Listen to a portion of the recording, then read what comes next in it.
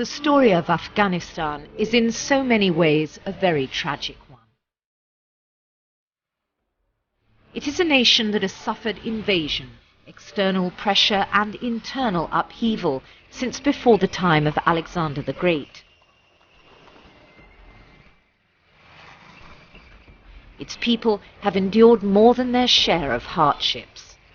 In fact, for many Afghans, all that has changed in the last 1,000 years are the weapons which have been used against so many of them.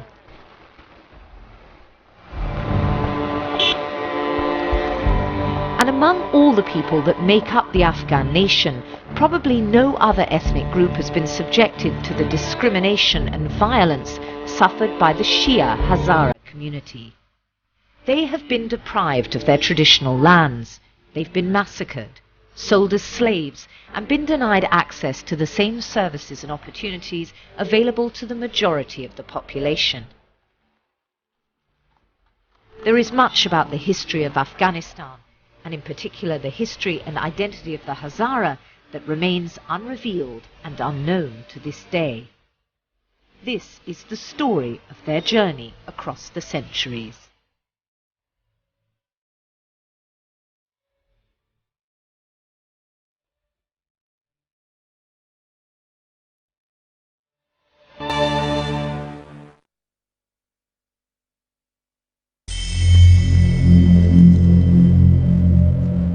Historically, Afghanistan has been the link between Central Asia, the Middle East, and the Indian subcontinent. And so it's a nation made up of many different ethnic groups, the result of innumerable invasions and migrations. Within its current borders, there are at least a dozen major ethnic groups, including Turkmen, Hazara, Pashtun, Tajik, and Uzbek. The Pashtun nationality has always been the most dominant, and the royal families of the country were always Pashtun. Today, they represent about 50% of the total population. Islam was brought to Afghanistan during the 8th and 9th centuries by the Arabs. Prior to that, the nation had been ruled by various Persian, Greek, and Central Asian empires. Following a subsequent breakdown in Arab rule, semi-independent states began to form.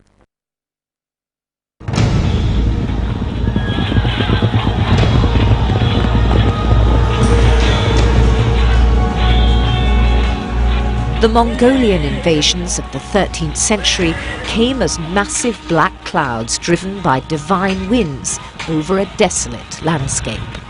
Local dynasties and states were overwhelmed and crushed by the mighty armies led by the legendary Genghis Khan and his successors.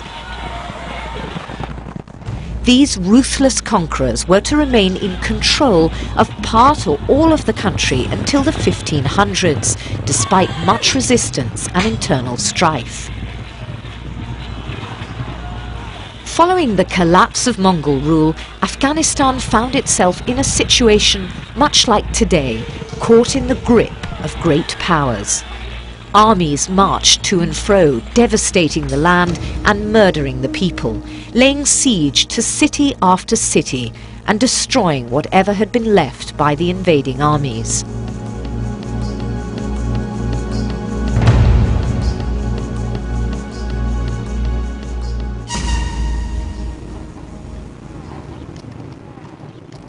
It was not until 1747 that Afghanistan was able to free itself. This was the year that Nadir Shah, an empire builder from Persia, died and left a vacuum in Central Asia. Ahmed Shah, a former Afghan bodyguard, took up his post. Ahmed Shah was a Pashtun, and his Pashtun clan was to rule Afghanistan in one form or another for the next 200 years. Ahmed Shah was able to unify the different Afghan tribes and went on to conquer considerable parts of what are today eastern Iran, Pakistan, northern India, and Uzbekistan. His successors, though, proved unable to hold his vast empire together, and within 50 years much of it had been seized by rival regional powers. Within the country there were numerous bloody civil wars for the throne, and for many Afghans it meant little that their lives were now being uprooted and destroyed by their own people as opposed to foreign invaders.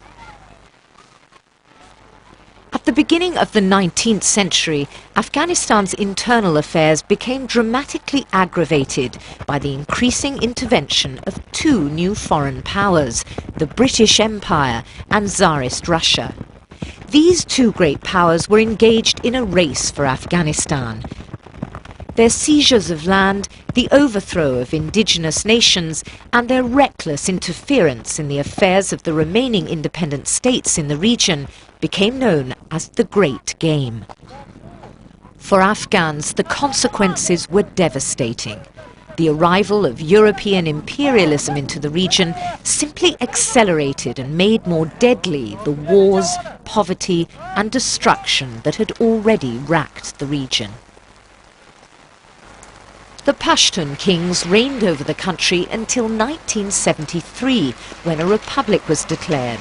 But this new political regime also failed to meet the fundamental needs and aspirations of the people. The Soviet invasion of Afghanistan in 1979 marked the beginning of 25 years of suffering and continual strife that transformed the country into a desolate land once again. The rich cultural heritage of this country also began to disappear gradually, as did the Afghan people's hopes of recovering some sort of life, a decent income, and a reasonably secure existence.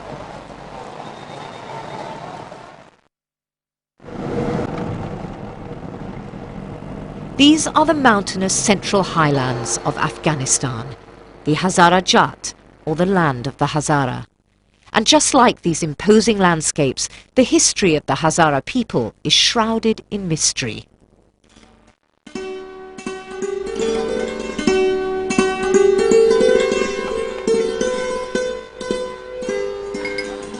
The Hazara's gentle Mongolian features set them apart from other Afghans. They speak an archaic form of Persian, with words borrowed from Mongol and Turkish.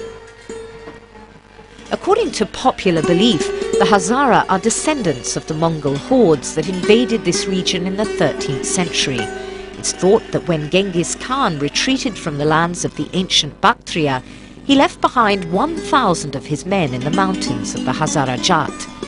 These people later came to be known as Hazara, in reference to the Persian word Hazar, which means 1,000. But there has been much debate in academic circles about this legend. تا آنجا که تاریخ گو میته هزاره ها دست کم پیش از 2000 سال به طرف، شاید 2500 سال به طرف دمیجا سکناگزین بودن و به اندازه هر قوم دیگه و هر ملیت دیگه حق دارن و میتونن سوابق خود نشان بدن و مدعی شدن که به هر حال از ساکنان اصلی از این سرزمین هستن. اما این که از کجا آمدن در این رابطه فرضیه های زیاد وجود داره، نه فقط در مورد هزاره ها بلکه در مورد سایر اقوام هم هست، در مورد پشتون هم هست، در مورد تاجیک هم هست، در مورد ازبک. اینا برای متاسفانه پاری از نجات پرستای افسانه را دامن زدن، ترویج کردن که هزاره ها خیلی متأخر هستن. The early inhabitants of these regions were Buddhists, but when Ali, the Prophet Muhammad's cousin and son-in-law, arrived here with his companions, some Hazara tribes converted to Shia Islam during their stay and over a long period of time after him. In those days, being a Shiite simply meant declaring allegiance to Ali and his family, but over the centuries the various Muslim communities and clans became more radicalized as they began stressing the importance of tradition and identity in order to underline the differences between Shia and Sunni Islam, which has always been the dominant force in the Islamic world.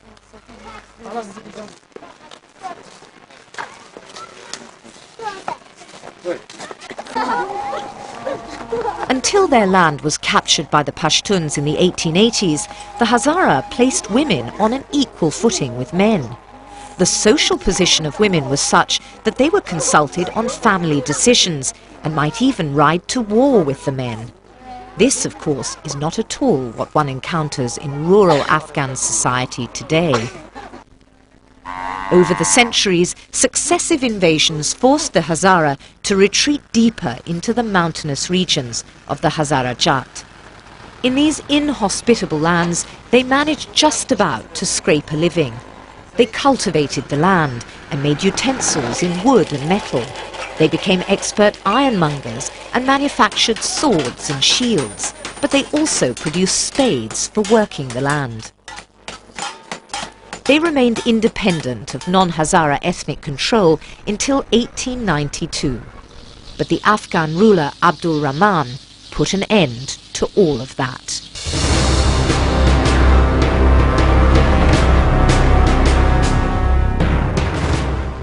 Abdul Rahman came to power in 1880 as the Emir of Kabul. Initially, his pressure against the Hazara was political and financial. But in the face of their resistance, he resorted to oppression and violence, and this led to uprisings by the local populations. Abdul Rahman defeated the Hazara tribes one by one. He occupied the entire Hazara Jat and incorporated it into the Afghan state in 1893. He replaced local leaders with Pashtun administrators who set up a system of exorbitant taxes. His troops assaulted Hazara women, organized the pillaging of homes, the enslavement of children. By sending Sunni clerics to every village in Hazara Jat, Abdul Rahman forced the Shiite Hazara to attend Sunni mosques and to abandon Shiism.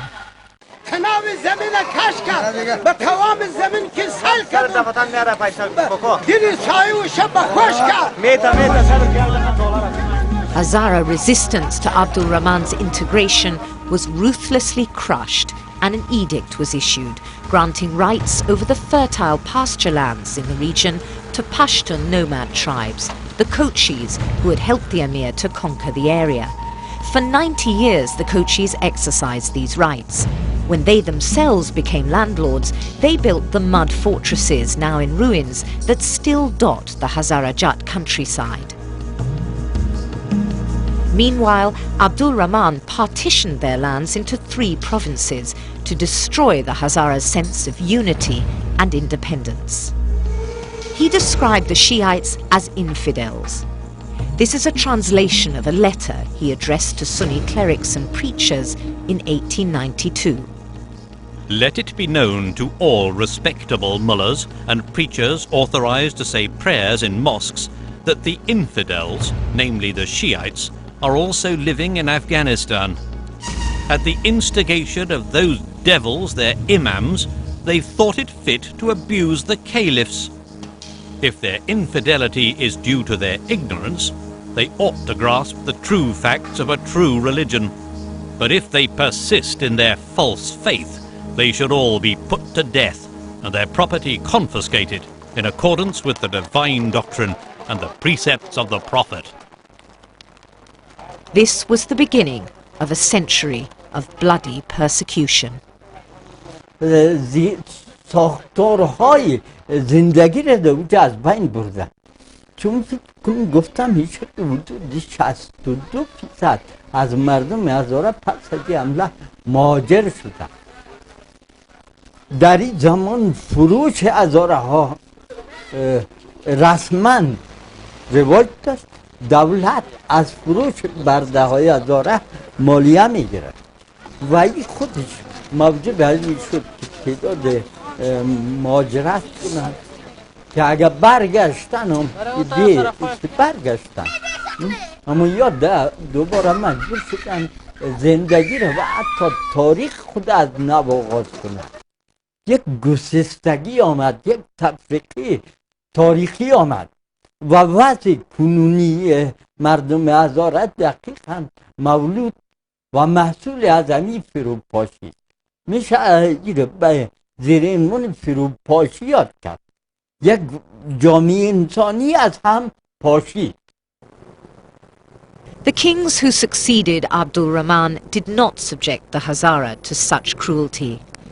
At one point during his reign, Habibullah Khan, the elder son of Abdul Rahman, addressed a letter to the Hazara acknowledging the atrocities committed by his father against them. In this letter, which has been kept by a Hazara family through generations, he asks them to return to the lands that have been confiscated and illegally granted to the Kochis, the very people who had helped his father in brutally suppressing them. But the Hazara still felt like strangers in their own lands, although their feuds with warlords in the region were in no way comparable to the ethnic massacres of the past. They lived a precarious existence, and yet gradually began building a new economy on a small scale. But their terrible ordeal would not be over yet.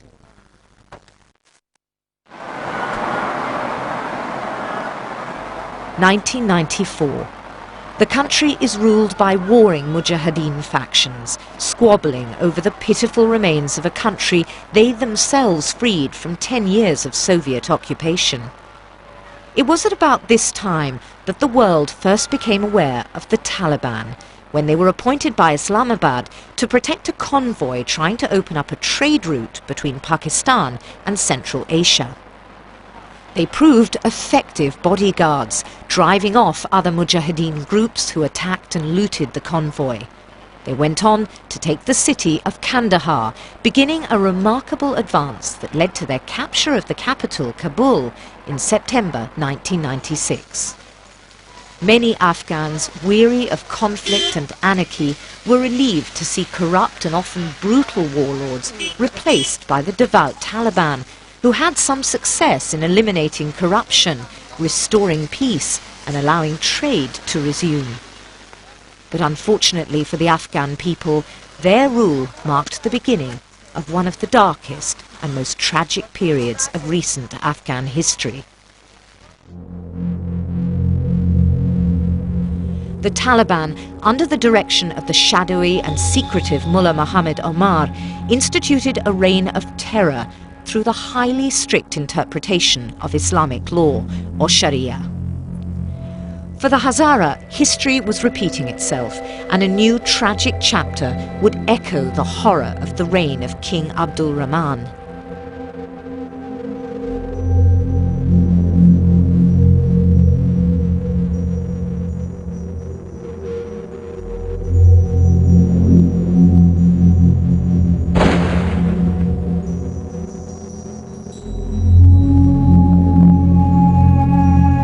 In a religious edict, which word for word is practically the same as the fatwa issued by Abdul Rahman, the Taliban authorities issued their instructions.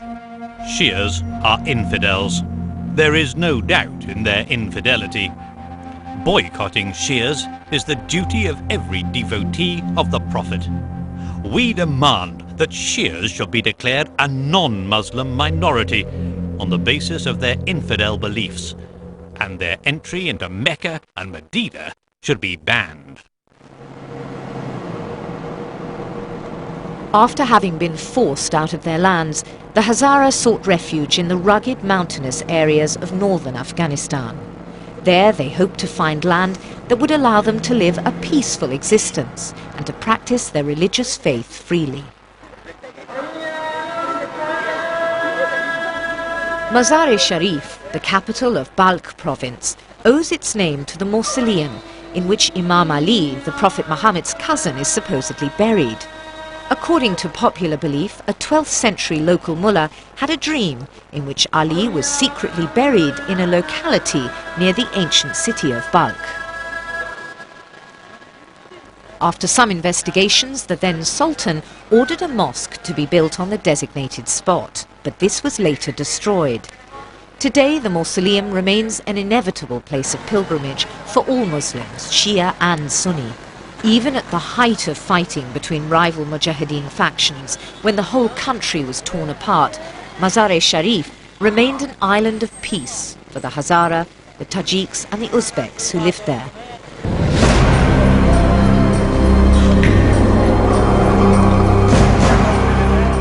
But in 1997, when the Taliban were preparing to take the city, the local population took drastic action. Over 2,000 Taliban were killed in the ensuing violence. Things didn't end there, though.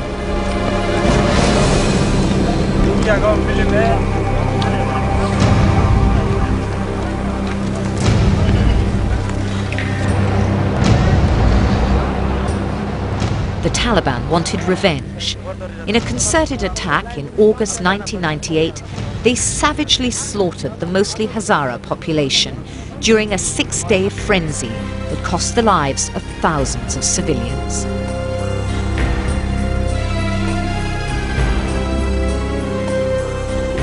اونا که آمد یک تعداد مردم اینا را راه داد، چاپاچارسون راه داد، منطقه مزار یک دم گرفت لغت کرد آمد که آمد اونا چیزی که وی که پای داشت رفت دکو بالا شد، وی که بی پای بود غریب بیچاره بود، اینجا که مانا گرفت از یخنش گرفت کشتی، یک تعدادش برد بندی کرد و یک تعداد دیگه شو برد این قندار بود. 3 سال پادشاهی کرد دیگه تمام این منطقه را گرفت یک دم. مذهبش میگفت مذهب دیگه به غیر از سنی شیعه باید نباشه در این منطقه، کلگی یک مذهب باشه. این مقصدش هم میگه. ما در دکان بودیم، آمد ما را از یخنیم گرفت کش کرد، ما را